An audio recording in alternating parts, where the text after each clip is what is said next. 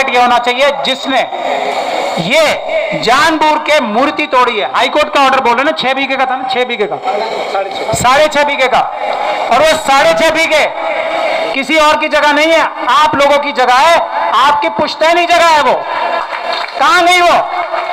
मतलब उसको तो एक्वायर कर लेगी सरकार, और आपकी जगह एक्वायर करेगी तो उसकी जगह 6.5 बीघा देना भी तो पड़ेगा। वो कहां है जगह, पहले ये बताया जाए। नहीं, मैं तो अभी इसी 6.5 बीघा की बात कर रहा हूं। मैं वैसे तो मैंने बता दिया ना, ये बाबा गुरु रविदास जी की जगह है सारी, जो लोधी डायनेस्टी के बादशाहों ने उनके चरणों में रखी थी, क्योंकि वो वहां आके रुके थे। अगर हिस्ट्री में जाओगे तो ये है। लेकिन आज संविधान के बाद तो ये जगह ही आपकी थी। आपके जो पुश्तैनी कारे थे वो यहां होते थे, हडवारी। तो ये जगह तो आपसे ली ही नहीं जा सकती। कैसे ले ली ये बताएं। पहले तो आपने एक्विजिशन चैलेंज करना चाहिए था। अगर एक्विजिशन हो भी गया तो वो गैर कानूनी एक्विजिशन है। सरकारी जमीन इस पे नहीं हो सकती, इसको एक्वायर नहीं किया जा सकता, क्योंकि ये हदवारी है। ये समझते हैं आप? ये समझना बहुत जरूरी है आप लोगों को कि आप किसी से भीख नहीं मांग रहे हो। ये आपकी जगह है, जो दूसरे लोग लूट रहे हैं, तब लड़ाई शुरू होगी। ये समझने की बात है। तो इसीलिए मेरा कहना यह है कि जो लोग आपके साथ ये लूटमारी कर रहे हैं, हकमारी कर रहे हैं, सबसे पहला काम जो हमें करना है उन डीएम साहब के खिलाफ, एसडीएम साहब के खिलाफ, पुलिस के अधिकारियों के खिलाफ SC ST एक्ट में मुकदमा दर्ज कराने का पहला काम करना पड़ेगा। और बाकी भी नेता अभिनेता जो है ना यहाँ के, उनके खिलाफ भी, क्योंकि उनकी भी जिम्मेदारी है, वो पब्लिक के नुमाइंदे हैं। इन सबके खिलाफ SC ST एक्ट का मुकदमा बनता है। आपके लोग मेरे पास आए थे, आप लोग इनसे पूछ सकते हैं, मैंने तब भी यही सलाह दी थी, पहला काम आप ये करो, उसके बाद हम हाईकोर्ट में मुकदमा लड़ेंगे कि ये तो जो भी सरकार जाके हाईकोर्ट में बता रही है, सरकार के वकील या अधिकारी या पुलिस के अधिकारी, वो झूठ बोल रहे हैं, वो तो क्राइम कर रहे हैं हाईकोर्ट में झूठ बोल के। जब तक आप उनका झूठ नहीं पकड़ोगे, आपका मुकदमा मजबूत नहीं होगा। जब तक आप उनके क्राइम्स नहीं पकड़ोगे, अपराध नहीं पकड़ोगे, हाईकोर्ट में जाके क्या बोलेंगे हम कि सरकारी अधिकारी ठीक बोल रहे हैं। अब जज भी कहेगा अगर ये इन्होंने ऐसा अपराध किया हुआ है, आप कह रहे हो झूठ बोल रहे हैं, तो आपने FIR दर्ज कराई? सबसे पहला सवाल ये जज यही करेगा। तो पहला काम हमें सारे कागजात इकट्ठे करके FIR कराने के लिए जाना चाहिए, और फिर हाईकोर्ट में भी कानूनी लड़ाई लड़नी चाहिए। मैं एक बार फिर, जो मैं बार बार कहता हूं बात, हम लोग जो आज देश के हालात है ना, बाबा साहब के संविधान को खत्म करके मनुस्मृति लागू करने के लिए जो पूरी ताकत लगा रहे हैं ना आज मनुवादी, उन हालात में 20% काम हम लोग कर सकते हैं अदालतों के माध्यम से। 80% काम जो होगा वो सड़कों पे उस चीज से होगा जो आप 22 तारीख को करने जा रहे हैं। 80 और 20 के प्रोपोर्शन में ये काम होने, इस बात को आप समझ लें। और अगर आप लोग ये काम करेंगे तो हम लोग अपना 20% जो हमारे ऊपर जिम्मेदारी है वो पूरी ताकत से निभाएंगे।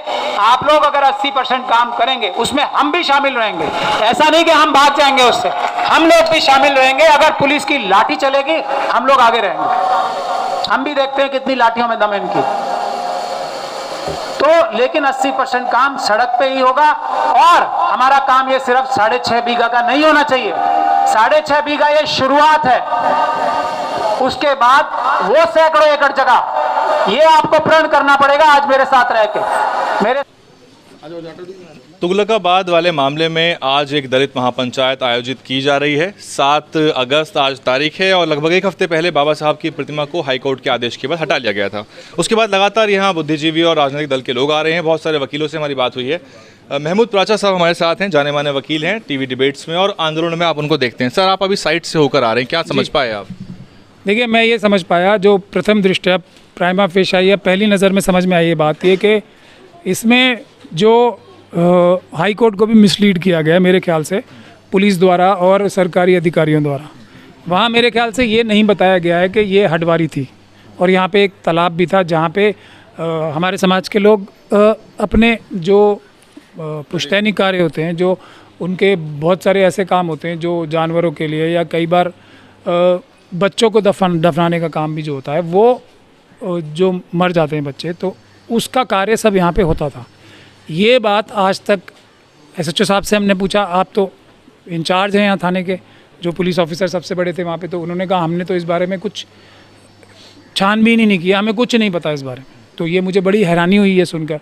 दूसरा, हमने ये पूछा कि क्या आपको किसी हाई कोर्ट ने या किसी कोर्ट ने आपको आदेश दिया है, यहाँ पे जो आपने करीब 100 से भी ज़्यादा पुलिस की फोर्स लगा रखी है, इतना बड़ा जो पब्लिक मनी है, पब्लिक एक्सचेकर है, उसको आप खर्च कर रहे हैं, तो क्या आपको किसी कोर्ट ने निर्देशित किया है? तो उन्होंने कहा नहीं, हम अपने विवेक से कि यहाँ कोई दूसरा समुदाय आके कुछ कर ना दे। तो मैंने उनसे ये पूछने की कोशिश की, तो दूसरा समुदाय क्या है? यहाँ तो जो ये जगह है सब हमारे समाज की है, तो इसमें दूसरा समुदाय कहाँ से आ गया? आना ही नहीं चाहिए, तो हदवारी है। तो उसका भी उनके पास कोई जवाब नहीं था। तो इससे मुझे शक होता है, अभी मैंने पूरे कागजात नहीं देखे हैं, कि जो सरकारी अधिकारी हैं और जो पुलिस के अधिकारी हैं उन्होंने मिसलीड किया है कोर्ट को, और हाँ, हमें अभी इसमें प्रॉपर कार्रवाई करनी पड़ेगी सरकारी अधिकारियों के खिलाफ भी और पुलिस के अधिकारियों के खिलाफ भी। क्यों उन्होंने किस प्रकार से कोर्ट को झूठ बोला, इसकी तहकीकात करनी पड़ेगी, और किस प्रकार से इस प्रकार का ऑर्डर कोर्ट का आया उसके बारे में भी हमें डिटेल में छानबीन करनी पड़ेगी। मैं समझता हूँ 15 अगस्त को लास्ट ईयर जो मारपीट हुई थी, यहीं पे झंडा फहराने की बात थी, आपके संज्ञान में होगी वो, और उसके बाद जो FIR हुई थी उसमें कोई गिरफ्तारी हो नहीं पाई है, कुछ बेल भी हो गई सुना है। मुझे उसके बारे में आइडिया नहीं है अभी, ये मुझे इस केस के बारे में पूरा नहीं है। एक बार यहाँ के जो बुज़ुर्ग लोग हैं और जो ज़िम्मेदार लोग हैं मेरे पास ऑफिस में आए थे, लेकिन फिर उसके बाद कोई कम्युनिकेशन नहीं हो पाया। तो वो अभी मुझे इस केस के बारे में डिटेल में जानकारी नहीं है, तो मैं ऐसा कोई कमेंट नहीं करना चाहता जो रिकॉर्ड के परे हो। सामुदायिक सांस्कृतिक इस्तेमाल के लिए जो सरकारी ज़मीनें इस्तेमाल होती हैं, जो ग्राम सभा की पुरानी ज़मीनें इस्तेमाल होती हैं, उसको लेके क्या प्रेसिडेंट सुप्रीम कोर्ट में बहुत से मैटर आपने देखे होंगे।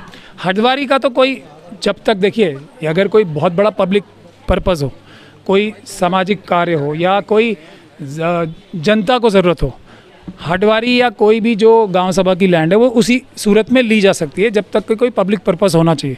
अगर कोई पब्लिक पर्पस नहीं है तो ये एक्विजिशन ही ख़राब होगी, और हटवारी को तो लेने का कोई प्रावधान है ही नहीं जब तक कि उसकी दूसरी जगह उतनी ही और वैसी ही, मतलब उसी के आसपास वैसी जगह ना दी जाए। तो ये कानूनी प्रावधान है, इसको सबको तोड़कर ये सब कार्रवाई हुई है, ये बहुत ही हैरानी की बात है। तो इसमें ज़्यादातर प्रशासन के लोगों का हाथ नज़र आ रहा है प्रथम दृष्टया। अब वो किस राजनीतिक दबाव में या किस ग्रुप के दबाव में या किस कोई लैंड माफिया भी हो सकता है यहाँ पे, उसके दबाव में हो रहा है ये तो छानबीन करने पे ही पता लगेगा। पर नज़र यही आ रहा है कि सरकारी अधिकारी किसी लैंड माफिया के या किसी राजनीतिक दबाव में आके ये सब गलत कार्रवाई कर रहे हैं SC ST समझ। आखिरी सवाल ये है कि सर, गाँव के लोग बहुत लगातार पूछ रहे हैं कि क्या लीगली अगर कल को विक्ट्री मिलती है तो क्या यहाँ बाबा साहब की प्रतिमा दोबारा स्थापित हो सकती है? हमारी जगह है तो हम बाबा साहब की मूर्ति लगाएं, यहाँ बहुत बड़ा एक कोई मूर्ति से भी बड़ी 100 मूर्तियाँ लगाएं, या फिर हम वहाँ पे कोई अपना दूसरा कार्य करें, या कोई पढ़ाई लिखाई का सामुदायिक केंद्र बनाएं, जो भी हमारी मर्जी होगी, हमारी जगह है, हम अपने आप करेंगे। ASI कह रहा है हमारी जगह है, नहीं मैं वही तो कह रहा हूँ ना आपको, ASI ये कह रहा है, बट ASI ने ये तो मैं यहाँ खड़ा हूँ, ये तो मुझे लग नहीं रहा कि ASI का कोई भी अफसर जाग रहा है, तो सब सो रहे हैं। आप खड़े ना, जरा कैमरा घुमा के दिखा दीजिए, ये ASI है। तो ASI ने मतलब पूरी ताकत से चोरी कर रखी है ना यहाँ पे, ये तो साफ नज़र आ रहा है। जो इसमें हाथ कंगन को आरसी क्या वाली बात है ना, ये क्या ASI नज़र आ रहा है यहाँ पे कुछ भी चारों तरफ। और मैं 1 किलोमीटर दूर से चल के आ रहा हूँ, अभी गाड़ी लाने की तक की तो जगह नहीं है, ASI की जगह है।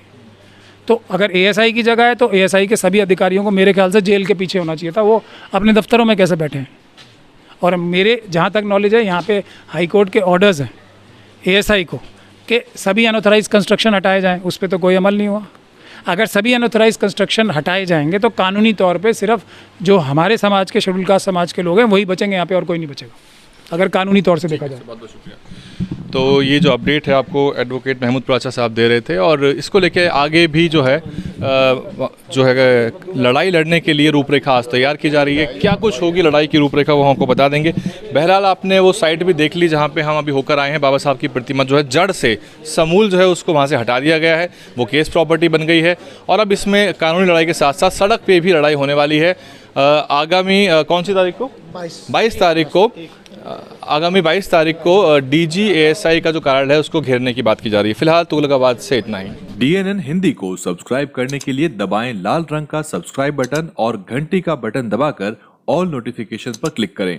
चैनल को जिंदा रखने के लिए नीले रंग का ज्वाइन बटन दबाकर चैनल को आर्थिक सहयोग करें।